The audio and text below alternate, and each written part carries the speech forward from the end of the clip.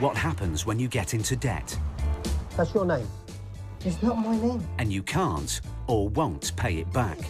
I'm going to seize the car in front of the drive, the Ford. In this series, we meet the people who are losing their homes. Get out! Get out! No, don't raise your voice at me. We never receive any notice. Their cars. If I give you the keys, Yes? how do I know I'm going to get the car back? And their possessions. We meet the people who are owed money. Welcome to hell. And the people whose job it is to collect it. If you don't open the door, we'll smash the glass. Because when you can't pay, Don't speak to me like, 'cause I'll take your head off. they'll take it away. There's like different forms of scum in life, but you're just a higher class one. Take him out.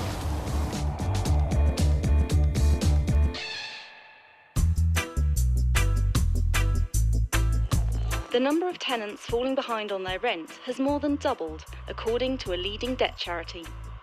The Money Advice Trust says that over half of all the calls they receive are about rent arrears, and that missed payments are now the fastest growing debt problem in the UK.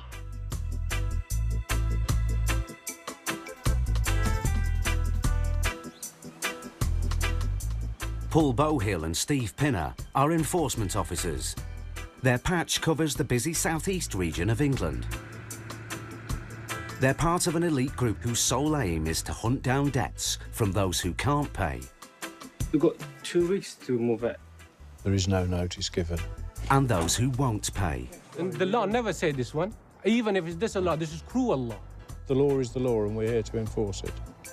With the authority of the High Court, they have more power than bailiffs and repo men. Not only can they take your possessions, they can also evict you from your house if you don't pay on time. Contact me if there's a problem. Won't be a problem. The first indication to them that there's a problem is when we knock on the door. Until then, the situation has been letters which they can ignore and lie unopened on the post shelf, if you like, or they don't take the phone calls. So they think it's all gone away until we turn up. It's late afternoon in the week before Christmas. Paul and Steve are on their way to repossess a house in London's East End. They're evicting a family from their rented home after they ignored the end of their lease. That was 6 months ago. What's more, they still owe over £3,000 in rent. Oh, it looks grey, it looks like rain. But with Paul and Steve's arrival, their time is definitely up. I don't know, it looks quite nice over here, look. Nice little doll's houses. Oh, it's this one in the corner. I remember looking on Google Earth, and there's someone in. The sheriff's aim is to get them out in 2 hours, but sometimes it's not that straightforward. Someone in the kitchen. Come in. Hi, is this your name? No. Well, the situation is that we have come to repossess the property. How come? So you have to go. We can't. They just went to the house. The man is a relative of the female tenant on the writ. She's not at home. We have a repossession to take the property back today. I don't know why you're saying coming with a letter saying that we need to move. Yes. No one being to court telling us everything. For our visit today, Yeah? you would not be told. For your visit? Yeah, you would not No, be told but about we us. didn't even have a letter saying that we need to leave. We were talking like, didn't give a date when we gotta leave, so doesn't make sense to me, you know? The eviction is not easy. It says here nobody turned up at the county court. You can't take nobody turn up. Yeah. We really didn't even have the letter. That's what I'm saying. But there's two or three sets of paperwork served. The county court post out a letter and the landlord serves a notice, and you're saying you've never heard anything at all about it. So all these landlords are obviously lying, and the county court's not sending the notices out, or, and I heaven forbid this thought, that the tenant could be lying, and they have had the notices, and they've chosen to ignore it. I know that sounds really unlikely, but I am led to believe that possibility could be the case. As High Court enforcement officers, Paul and Steve can break into the property, but they're choosing negotiation over brute force. With the man denying all knowledge of the eviction, They're hoping the landlord's agents can help them out. Why are they being evicted? Is it rent arrears or something? Is it an end-of-term tenancy then? They've come to the end of the tenancy? For enforcement officers, time is money, and they want to get the family out before nightfall. Thanks very much. I'd never have believed that. They were served the eviction notices 6 months ago. And the agents have been in constant contact with them, and they've just refused to go. Oh, it's just amazing. Armed with more information, Paul decides to apply more pressure on the tenants. I've just spoken to the agent. He said the end of tenancy notices were served 6 months ago. So they gave you 2 months, or gave the lady 2 months' notice 6 months ago. So she should have moved out 4 months ago. We're going to have to leave today. We get a kid living here, you're telling us where we're going to go? How many children are here? Yeah. Two children. How old is the smaller one? 7. 7. With children inside, it's not good news. It puts an entirely different complexion on this job. When there's children involved, it's more distressing because the children absolutely have no idea what we are. We're just coming in and taking them out of their home. Only the council can help. It's a High Court repossession order, so it's immediate. They've had plenty of warning, but what I am concerned is when the mother gets home here, and we are waiting for her, is that we have no choice on the eviction aspect, is we wanted to make contact with you early so that we can put into motion whatever emergency housing arrangements you have in these circumstances. Minutes later, Steve returns to the house. Despite the children inside, it's the final warning. We've actually spoken to the council and the eviction is actually going to take place today. So what you really would be a really, really good idea is if you could get some clothes and things together for the kids for a couple of days until it can be sorted out. Can't do that, it's not my house. No. It's not my house. If you can't wait, you're gonna wait for her, she's gonna come and we're gonna do it. Yeah, but we can't wait 2 or 3 hours. I can't let you in, man. It's a freezing cold night and there are 2 children in the house and they're going to creep away and sleep in a cardboard box for the night. That's probably not the best idea.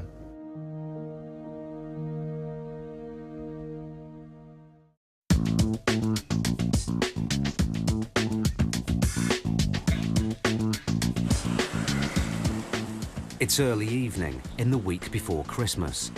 High Court enforcement officers Paul Bohill and Steve Pinner are dealing with a problematic house repossession in London's East End. You would not be told about us. We don't even have a letter saying we need to leave. The family who live here should have left 6 months ago when their tenancy expired. How old is the smaller one? 7.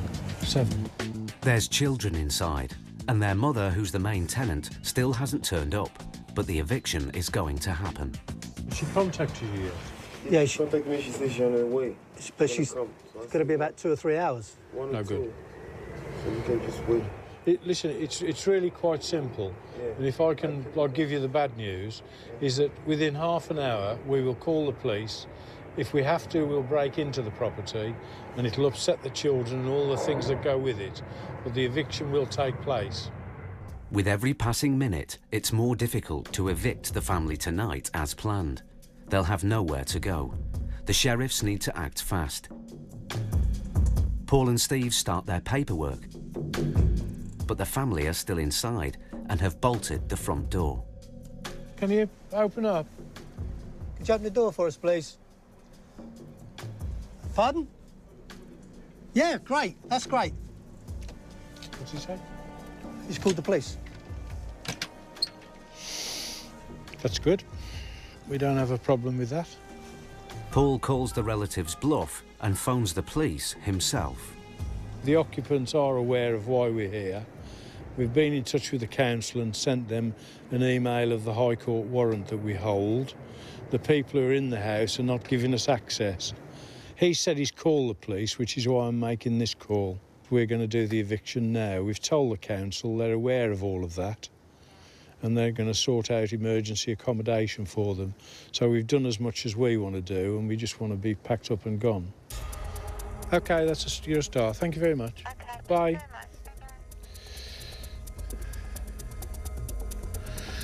OK, they're too busy to come. If you don't open the door, we'll smash the glass. You haven't called the police, we have. So, we're going to break the glass. Just open the door. I've called the police and they said they've got no record of your call. I'm going to give you 2 minutes and break the glass. It is the last straw, yeah, so we'll break in now. And I don't like to do that with kids in the house, but there's no option. Talking the family out has failed. Brute force is now the only choice. I'm sorry, but... Yeah, you sorry, but... It's nothing against the way this is. No, if you'd have done as we'd asked, this would have all been totally unnecessary. The use of a crowbar has secured the sheriff's entry. They change the locks and begin the repossession of the property. Half an hour later, the female tenant they've been waiting for comes home. Sorry, we have a High Court warrant. I've not received nothing. Pardon? I've not received nothing. What can I do now? This has been going on for months. No! Oh, I'm Give me sorry. the letter. Right, that's dated the 3rd of December to give possession of the house on or before the 11th I of received December. the letter 14. But you didn't go to court. I said I received the letter Saturday. Well, I'm sorry, I don't make the laws, I only enforce them. The landlord's agent has also arrived at the property. You guys had fair warning about this. You knew about this. You guys didn't respect the notices that we given you. No, I said to you, no, don't talk about No, don't raise your voice at me. We never receive any notice. Any notice? If I receive We hand-delivered the notice. When? And? To To who? you. We never been to court. Yeah. Can I stop you there? This is wasting time.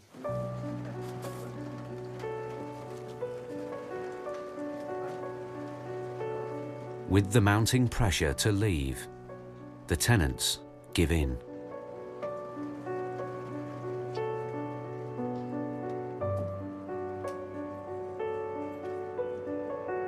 It's taken the sheriffs 4 hours to get them out.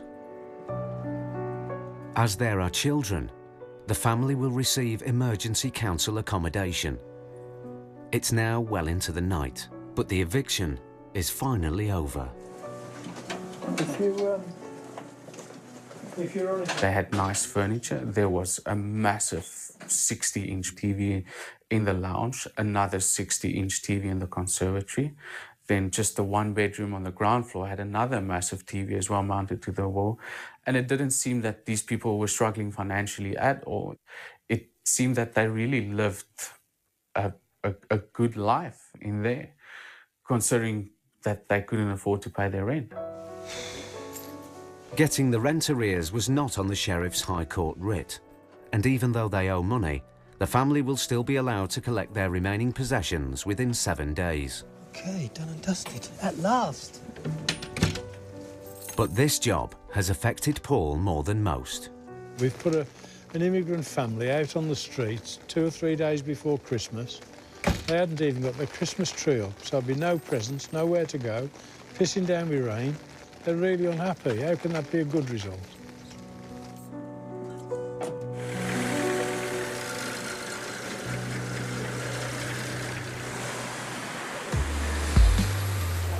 An estimated 7 million people use high-cost credit in order to cover income shortfalls or meet unexpected expenditures. Many low-income households have no savings, borrowing against their assets to cope. As more and more people get into debt, it's not just homes that are at risk of repossession. Our cars are valuable targets too, and they're even easier to seize. Mike Allenby and Terry Jones are the men who repossess your motor when the finance company want their money back. Got a few repos. Any we've looked at already. Got a couple of new ones in Liverpool. Yeah. They reclaim cars across the northwest of England.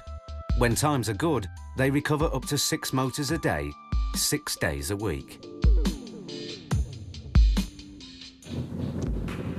Good chance this will be here now, this. Yeah. I reckon. This morning, they're en route to repossess a people carrier that's been used as security on a loan. The debtor has missed repayments and is now hundreds of pounds in arrears.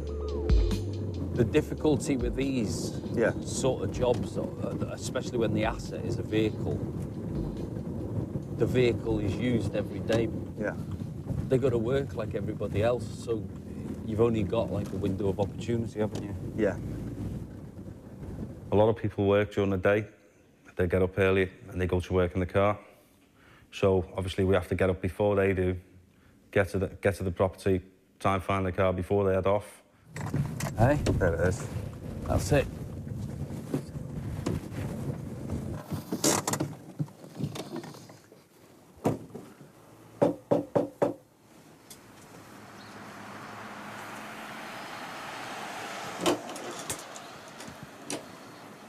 Hey, love, I've got a repossession order for the vehicle. You're joking, I've just come out of hospital yesterday. Have you? Yeah, is there any chance I can phone them later? Well, not while we're here, there isn't, love. I've got 3 options. Yeah. You can either make a payment, which, if you knocked on my door this time in the morning, I couldn't do. Yeah. 2, I can take the car and put it in our pound and give you a couple of days to sort it out. Or, if you refuse to, I've just got to take the car down. Oh, I need my car to take the kids to school. I've been in hospital for the past month and came out yesterday. The only money I've got on me is £20 cash. No. So what am I going to do? It's 7 o'clock in the morning. If there was any other way I could help you, I would, though. Right, if I give you the keys... Yes? I find something. How do I know I'm going to get the car back? I understand, love. I understand. If you give us the keys, I'll find out what the outstanding is and I'll put my contact details on it so you have a point of contact and a face you know. Can you come in a minute? No, I can... I tell you what, if my colleague can come in with me, I will come in. It's not common practice to do that, but she was in a distressed state. We needed to make sure that she was okay. Are you okay? Yeah, I'm fine. It's all right. We've got kids ourselves, still. Calm down, love. It's okay. It says repo, but it means if you said to me now, Mike, here's £500, go away, I'd be gone. There is... I definitely get my car back. I promise I'll bring your car back, though. OK? This particular time, there was small children, 2 babies, in the other room. She said, do you mind if I go and feed the babies? She got the bottles and she went and fed the babies. It's not a problem at all, you know? Not there to be horrible. First thing you need to do is ring them up at 9 o'clock, explain the situation, make sure you explain the situation properly to them. You're too late to be a bailiff, man. That's the nicest thing anyone's said. Look, I've been where you are, though. I really have. I know exactly what it feels like to be in debt. It's just not a nice place to be. You've no idea. You dread letters coming through the door. You dread knocks on the door. I mean, I was... when I lost everything, I was in a hell of a place. You've got my number, All right, okay? very If you have any difficulties, you give me a call, okay, and I'll sort it out. All right, thank you. Okay. Cheers. The car will be stored overnight, while the owner tries to find the cash to pay. But for now, she'll need another way to get the kids to school. It's not very often we see you not distressed, is it? It's not nice, is it, mate? It's not very nice, that's why you try and do it as pleasantly as possible. You just feel like giving him a big hug, don't you? Saying, don't worry, love, it's going to be all right. Sometimes I could do with the hug as well. Not off you, though. Hey, you couldn't afford my hugs, mate. If I won the lottery, I'd still do this job. I really would. I would take the car and then hand them a set of keys and say, there you go, mate. There's a new car for you. Fair play to you, mate.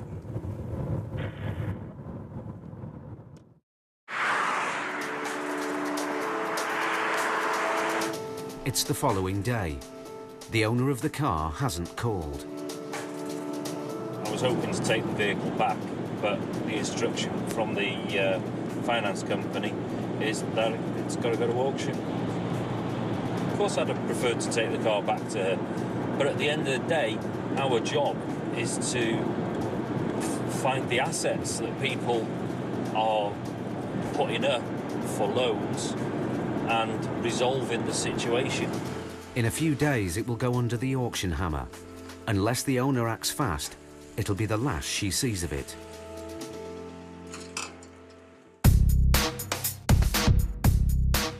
Back in the southeast, Paul and Steve's next job is taking them to Essex. They have a warrant to reclaim rent arrears from a father and son who are the tenants of a country house. They both signed the tenancy agreement in 2012. But they haven't paid rent for over a year. The High Court paperwork shows they now owe over £10,000 to the landlord. The sheriff's job today is clear-cut. They need to locate any possessions owned by the tenants. If they can find them, they can sell them. Once sold, any money they make will be put towards the arrears owed to the landlord. There's a warrant here for £10,600. So what we're looking for is vehicles, antiques, paintings, things like that. But first, they have to get in. Legally, on this type of High Court warrant, they can only gain access through an open door or window. And in this business, preparation is everything. This is a scaling ladder.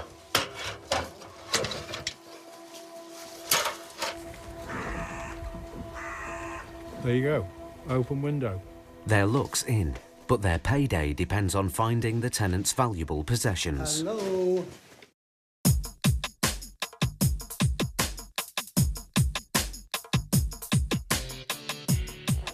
Figures based on court proceedings have revealed the extent of England's housing crisis.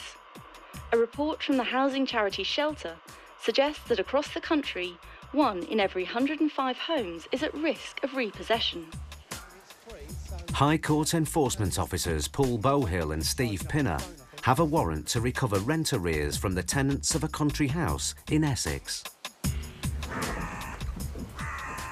There you go, open window. They've got in, but no one's home. Hello. They're now on the hunt for possessions to seize and sell. If they can find enough goods, they might be able to clear the debt of over £10,000 owed to the landlord. The state of the rooms tell their own story. The beds are all stripped, bits are broken down. They've moved out, haven't they? There are signs of bits and pieces, but I don't know if this was to ward us off or not, but... You did say in Essex there were people with guns and things. With such a large property to hide valuables, Paul and Steve are having to search every square inch of the building. If they can't find what they're looking for, they won't earn a penny from this trip. The way that we make money from this job is purely we paid a commission on the sums of money that we recover. I had a very similar one to this in my workshop toilet about 30 years ago, and that wasn't worth anything either. Nice enough piano. Ted, I think it's the landlord's, but I know how it's supposed to look, but I can't never get a sound out that makes any significance. Their search is proving fruitless. There's nothing of major value in the main property, but within the extensive grounds is an outhouse. Just found myself a boys' playground. The gentleman's toys. A little four-wheel quad and a 4x4 off-the-road buggy will all add up to make some substantial money towards what is outstanding. The boys' toys are loaded into the van, but their value won't scratch the surface of the arrears. Hang on a second. Minor adjustments. Big adjustments. There's nothing here of anything like the value to produce a response for the landlord's debt. Don't want a trampoline, do you? No. This has not been a good day. With the clear-out done, it's the first chance for Carl, the landlord, to see the state of his property. He bought the house 10 years ago as an investment and relies on the rental income. It takes between 5.5 and 6 months to get a tenant out while you are suffering financial loss and not getting paid rent, which you need. And therefore you have to borrow money yourself to tide you over this period. When these people were living here, they had absolutely no respect for this house or for any of the items in it. Ah, so they've painted the room black. I am a struggling landlord who needs the rental income.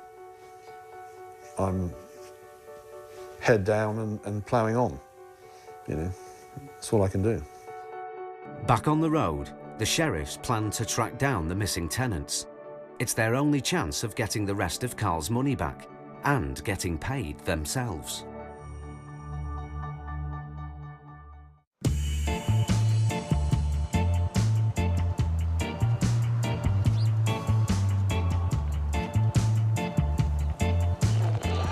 The Samaritans have seen a marked increase in the number of calls answered from men about financial worries. Their survey says that 1 in 6 men who called the organisation last year had money problems. That's up 7% on the figures for 2012. In the northwest, car repossession experts Mike Allenby and Terry Jones are driving through Liverpool. They're attempting to recover an expensive motor. It's a Jaguar X-Type. A brand new one has a list price of over £30,000. But no matter how high spec your car, the same rules of repossession apply. If you don't pay, Mike and Terry can take it away. Most expensive car we've repossessed, I would say a Bentley Continental, Aston Martin, Maserati. The Jag has a return of goods order on it. It means the owner has defaulted on his repayments and the finance company want it back. For once, the address they've been given has come up trumps straight away. This hasn't moved for a while, has it? No, it hasn't moved for about a year. Rubbish round the wheels, the cobwebs on the handles, the inside of the car, it's just not moved for any length of time at all. It's a common situation.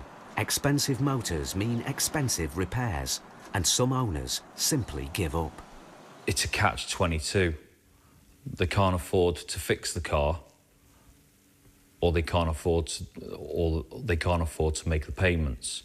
And if it's a bit of both, then the best thing to do is phone up the finance company and explain the situation.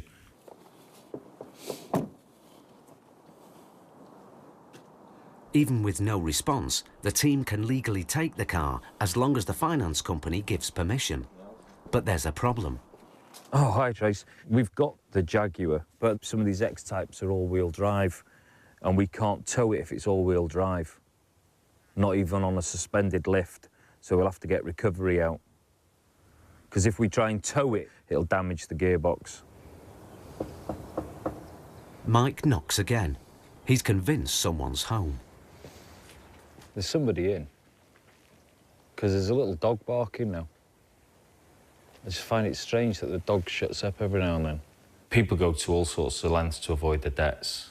I mean, I've had people that pretend they're not in, and you can sit outside the house, and I've sat there for hours on end, and then the next thing, all of a sudden, somebody will come to the door, and then 5 people will walk out of the house. I've had people hide their cars in neighbours' garages. It's unbelievable the lengths people will go to avoid confronting their debts. The plan to repossess the car rests on the arrival of a low loader. The team believe it will force the person hiding in the property to come out, so the job can be wrapped up. If they come to the door, they give us the keys, we're just here and gone. Because the last thing you want to do is cause anybody an embarrassment or anything like that.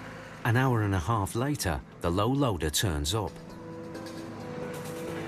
Sure enough, someone appears at the front door. Paperwork. To sign for it. Is that okay? Yeah, of course it's okay. It's your stuff, mate. Yeah, not an issue at all. Take out whatever you need. I've got the son of this client to answer the door now. He's quite happy for us to take the vehicle. He's aware of the situation, so he's just asked if he can empty the car. All right, mate. Cheers. Thanks for your help. It's all right. Bowen, This yeah? has been moved for a while. One down, 59 to go. The Jag was later taken to auction to be sold. Back in London, Paul Bohill and Steve Pinner are hunting for some of the dozens of debtors facing High Court writs and warrants. Where is he? I don't know, I think he's on holiday somewhere. I just live upstairs and I just did a cleaning. You sure you're not? But there's one case they can't let go. They're still after the tenants from the Essex mansion. The debt has now risen to over £12,000 with added High Court fees. Well, it's as bad as it gets, really. The father is in prison, convicted of fraud and obtaining property by deception. He's been jailed for 3 years. But his son is also named on the warrant. He's now the sheriff's only hope of recovering the money and getting paid. Tracking him down is proving difficult. Hello?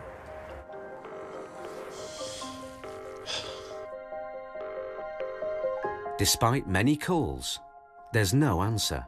But Paul thinks he knows why. He's hoping a different phone with a different number will do the trick.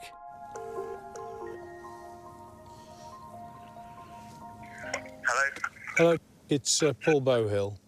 Hello, fella. Is there any possibility of you coming up to the house now?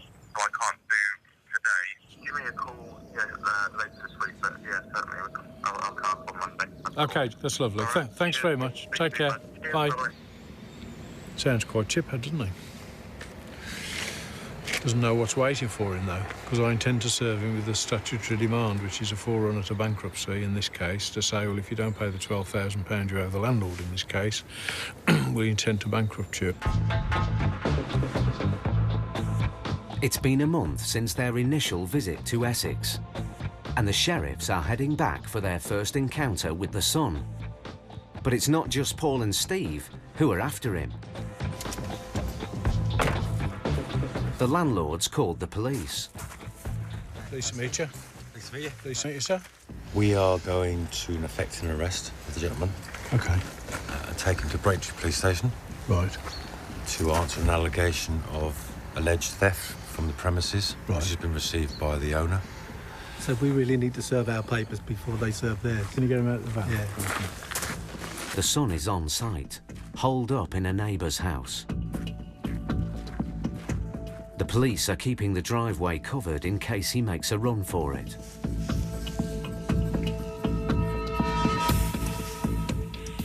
It's taken weeks, but finally Paul and the son come face to face. It's me. Hello, sir. How are you? Paul. It's all right. I'm sorry about this. No, do you want to come Yeah, in? for a minute. Yeah. Inside, he explains why they've been so keen to catch up with him. He would want to pursue you to the verge of bankruptcy. This is the start of, like, the end of the nightmare, if you like. Yeah. But the son has his own version of events. I was never actually on the agreement, the rental agreement. I have got the paperwork. I'll show you. Despite all Paul's documents being in order, he is refusing to pay up. But he's wobbling a bit now, isn't he? Sorry? He's wobbling a bit now. The sheriffs are left with no option but to serve the bankruptcy papers. Steve? Yep. Can you just... This is Steve, my wingman. Hey, Steve. Hey. How do we call back into The police are here and they might well, like, arrest you and take you away. Can you very kindly ask that I see them around the back? Yes. Yeah? I'll ask them to come round. You're not going to run away, are you? I'm still a bit pissed from last night, so I don't think I can run anywhere without falling over, if I'm honest. The police finally move in to arrest the son for the alleged theft. They've got their man, but for now, Paul and Steve are leaving empty-handed. We don't earn anything out of this job because it's purely commission-based. So it's a waste of a day to us, but doesn't matter, we've still wrapped it up. We've done what we can do. So if on my tombstone it says we did what we could, that tells the whole story. You think you'll have enough money for a tombstone? No. But I could get one on a credit card before I die.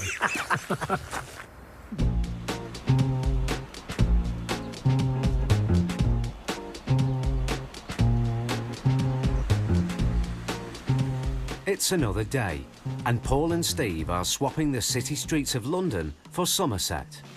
It's a long way from their usual patch, but 3 jobs have come up in the same town. Heading off to the west in the sunshine. Well, maybe not the sunshine, but still heading west.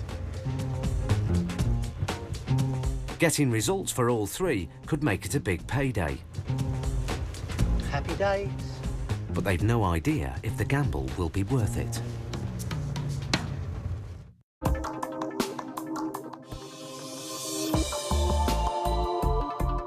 Enforcement officers Paul and Steve have travelled to Somerset armed with 3 High Court warrants.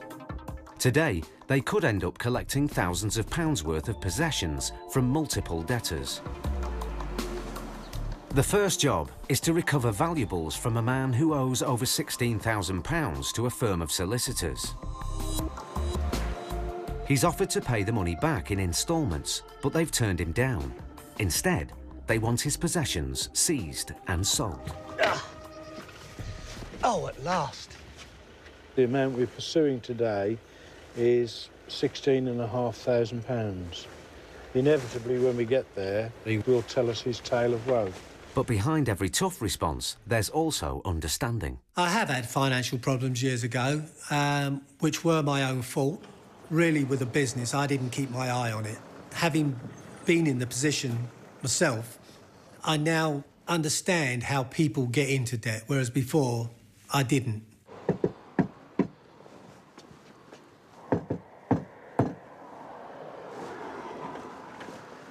On an occasion like this, we won't actually leave a letter because it might spook them. We'll just come back later. A car is parked on the driveway.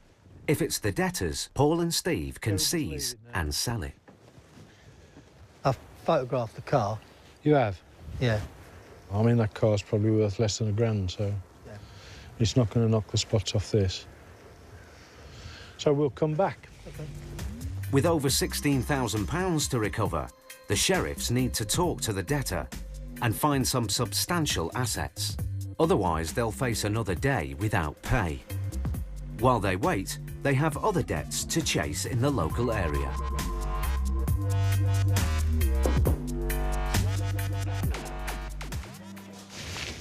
We're trying to track down. That was his personal mobile number. Steve is now looking for him on Facebook. If they get what they're after, they could recover over £30,000 of debts. We're from the High Court in London. We're trying to enforce a warrant. But so far, the Somerset trip is looking like a non-starter. Oh, been a long day again, isn't it, really? Yeah. 7-hour journey from London to Bridgewater. Could have walked quicker. Oh, yeah. Before they head home, there's one last chance to get paid. They're returning to the debtor who owes over £16,000 to a firm of solicitors. Looks like the television's on. Hello? Hello? Hello? I'm a High Court enforcement officer, and I wonder when we could have a speak with him. He's not actually here, he's working away. He's working away? Yeah, that's his number. OK, lovely. All right?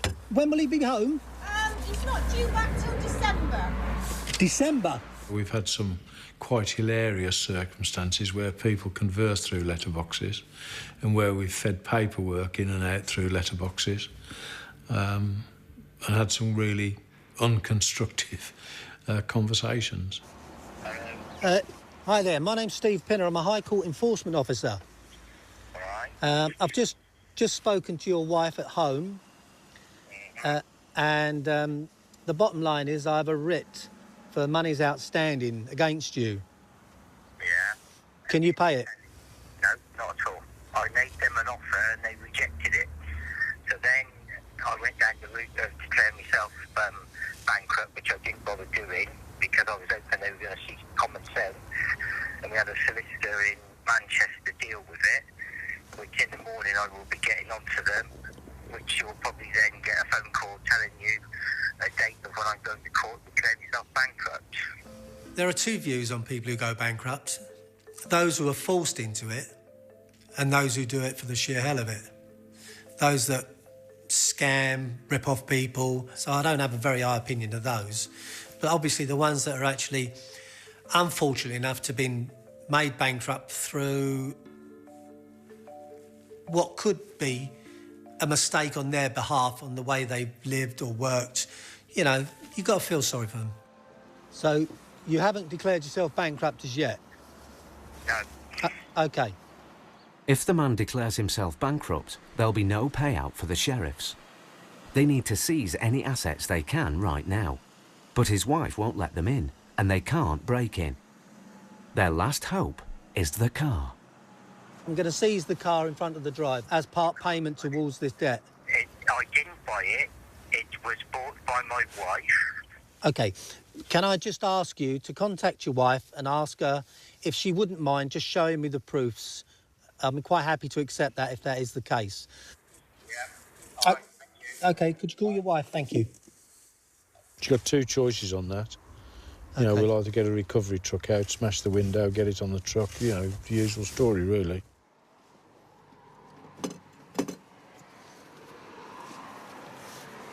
You enjoy your job?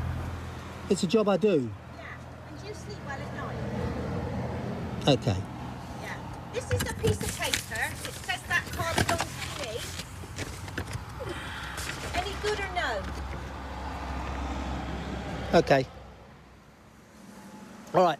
I do understand that your husband has spoken to the solicitors, but you must understand from our point that it's obviously been through the courts and they decided in their wisdom against your husband.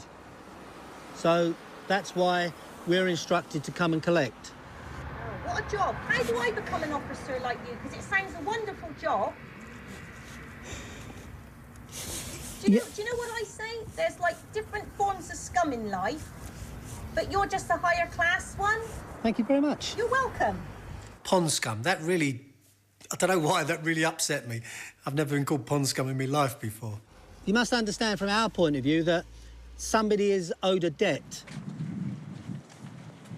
It's only words and, you know, they're angry, so you just let them get on with it.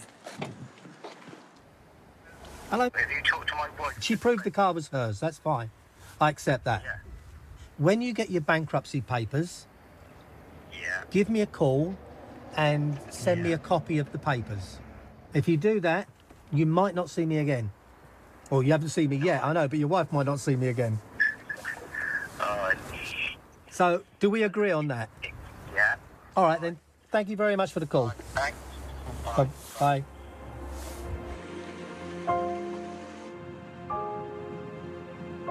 When you don't get paid for a job, it's disheartening because you may have travelled 100 miles to go somewhere, knock on somebody's door, and there's nothing there. So if you don't get paid, the job, you don't get anything. It's either get paid or don't get paid.